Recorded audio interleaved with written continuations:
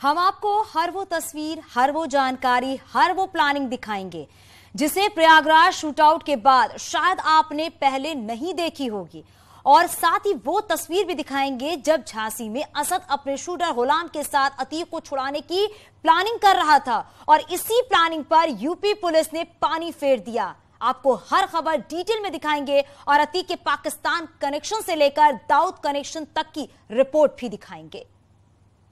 सबसे बड़ी खबर आप देख रहे हैं, अतीक के बेटे असद का एनकाउंटर हो गया है।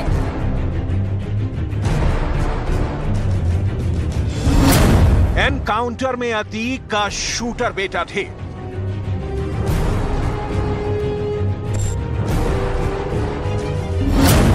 उमेश पाल हत्याकांड का मोस्ट वांटेड असद मारा गया।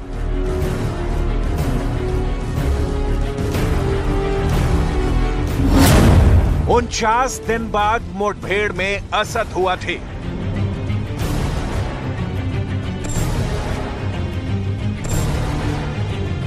प्रयागराज के सबसे सनसनीखेज शूटआउट के मोस्ट वांटेड को यूपी की एसटीएफ की टीम ने ढेर कर दिया।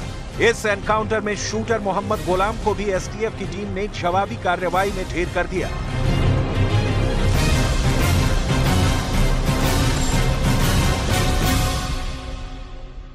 काफ़ी मेहनत के बाद एसटीएफ की टीम ने फाइनली इनको ट्रैक डाउन करने में इनको सफलता प्राप्त हुई। हमें पहले से जानकारी थी कि इनके पास सोफिस्टिकेटेड वेपन्स हैं। एसटीएफ टीम पूरी तैयारी के साथ थी और झांसी में आज जो मुठभेड़ हुई है इसमें असद और गुलाम जो इस घटना के प्रमुख शूटर्स थे वो मारे गए हैं। इस घटना को पूरे देश ने लगभग लाइव देखा था क्योंकि सीसीटीवी फुटेजेस उपलब्ध थे। पूरे 49 दिन बाद असद का सामना झांसी में यूपी की एसटीएफ की टीम से हो गया और मौके पर ही मुठभेड़ के दौरान उसे ढेर कर दिया गया।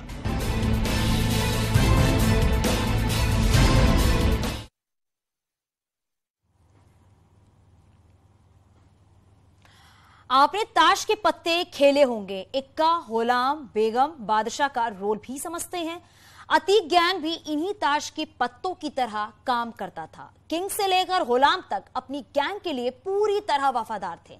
अतीक अपने गुर्गों को ताश के पत्तों की तरह इस्तेमाल करता था, जिसमें वो अतीक अहमद को खुद बादशाह की भूमिका में था, पत्नी शाइस्ता परवीन को बेगम के नाम से बुलाता था, भाई अशरफ को अतीक तुरूप का इक्का बुलाता था, बेटा असद जिनका एनकाउंटर हुआ उसे इक्का बुलाता था, गुड्डू मुस्लिम जिसका कभी एनकाउंटर हो सकता है उसे दहला किरदार में रखा था, गुलाम मोहम्मद जो पुलिस एनकाउंटर में ढेर हो गया वो गुलाम की भूमिका में था।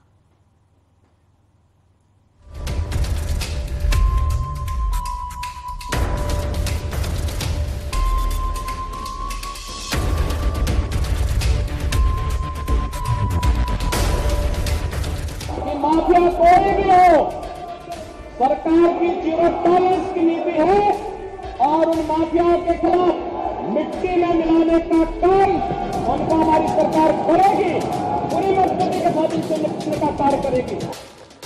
ये माफिया की मिट्टी में मिलने की तस्वीरें,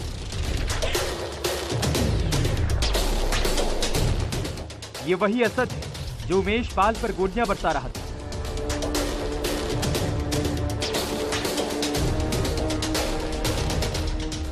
अब मिट्टी में मिल चुका है, साथ में शूटर गुलाम है जो असद के साथ अंजाम तक पहुंच चुका है।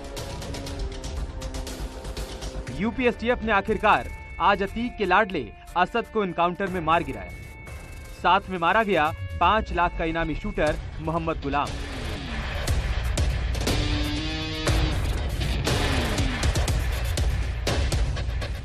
दो जो मुख्य अभियुक्त थे असद और गुलाम, उनका फिलहाल झांसी में एनकाउंटर हो गया है और यह बड़ा गांव थाना क्षेत्र के अंतर्गत पड़ता है पारिछा डैम, वहां पर एनकाउंटर हुआ है। आप देख सकते हैं कि वो बाइक है, जो सामने पिस्टल पड़ा हुआ है, जहां पर असद और जो गुलाम था उसके साथ एसटीएफ की मुठभेड़ हो गई है। फिलहाल यहां पे तमाम जो अधिकारी हैं वो पहुंच गए हैं मौके पे और आप देख सकते हैं काफी भीड़, एसएसपी खुद आ गए हैं कि सर एक बात सर क्या हुआ जरा। कुल मिला करके कहीं ना कहीं बहुत बड़ा एनकाउंटर हुआ है और दो जो 5 लाख के जो इनामिया जो अपराधी थे, बदमाश थे, असद और गुलाम, फिलहाल उन दोनों की मौत हो चुकी है। तो झांसी में बड़ा एनकाउंटर हुआ है, कहीं ना कहीं बड़ी सफलता मिली है यूपी एसटीएफ पुलिस को और यहाँ पर एक बड़ी कार्रवाई देखने को मिली है।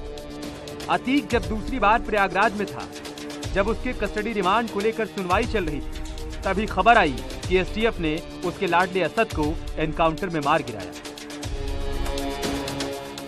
असद तक पहुंचना एसटीएफ के लिए आसान नहीं था, लेकिन ये पुलिस के लिए प्रतिष्ठा का सवाल था। लिहाजा तमाम टीमें बीती 24 फरवरी से इस गैंग के पीछे लगी थी। चलिए अब समझते हैं कि असद के एनकाउंटर की इनसाइड स्टोरी क्या है। उमेश पाल की हत्या करने के बाद असद बाइक से कानपुर पहुंचा था, जहां से बस में बैठकर नोएडा पहुंचा। फिर नोएडा से ऑटो के जरिए दिल्ली पहुंचा। दिल्ली के संगम विहार में 15 दिनों तक पनाह ली। इसी बीच एसटीएफ को असद के दिल्ली ठिकाने की खबर लग गई। भनक लगते ही असद दिल्ली से झांसी के रास्ते भाग निकला। झांसी में ही असद जब पनाह लेने वाला था, तभी एसटीएफ ने उसे ट्रेस कर लिया और झांसी के परीक्षा प्लांट के पीछे जंगलों में उसे मार गिराया। जिस तरह से अतीक का काफिला आ रहा था, क्या कुछ सरगर्मी नहीं हो रही थी?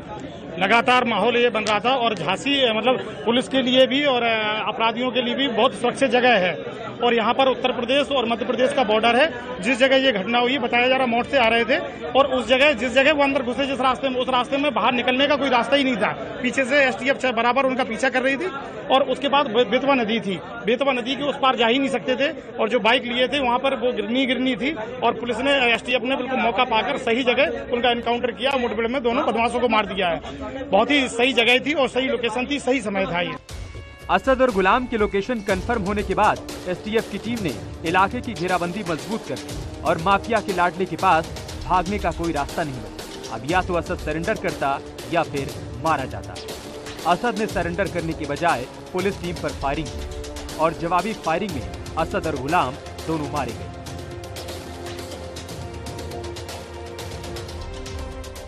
लगातार एसटीएफ की टीम्स, बहुत सारी टीम्स इनको ट्रैक करने में लगी थी। एसटीएफ ने अपनी पूरी ताकत झोंक रखी थी। आज फाइनली झांसी में असद और गुलाम को ट्रैक डाउन किया गया और एक एनकाउंटर हुआ जिसमें दोनों मारे गए हैं। दोनों के पास से अच्छे सोफिस्टिकेटेड फॉरेन मेड वेपन्स बरामद हुए हैं, जिसमें एक 455 रिवॉल्वर द ब्रिटिश बुलडॉग है तथा एक वॉल्थर P88 पिस्टल है। आपने झांसी में एनकाउंटर की कहानी तो समझ ली, अब जरा ये भी समझ लीजिए कि आखिर एसटीएफ को झांसी में असद और गुलाम के लोकेशन कैसे मिले, कैसे एसटीएफ की टीम इन दुर्दांत अपराधियों के पास तक पहुंची। दरअसल दिल्ली से भागने के बाद दोनों लगातार लोकेशन बदल रहे। दोनों झांसी से एमपी भागने की फिराक में थे। उन्हें झांसी में कुछ लोगों ने पनाह दी। आगे भी खबर जारी, यहाँ रुकेंगे छोटे से ब्रेक के लिए, जल्द लौटते हैं।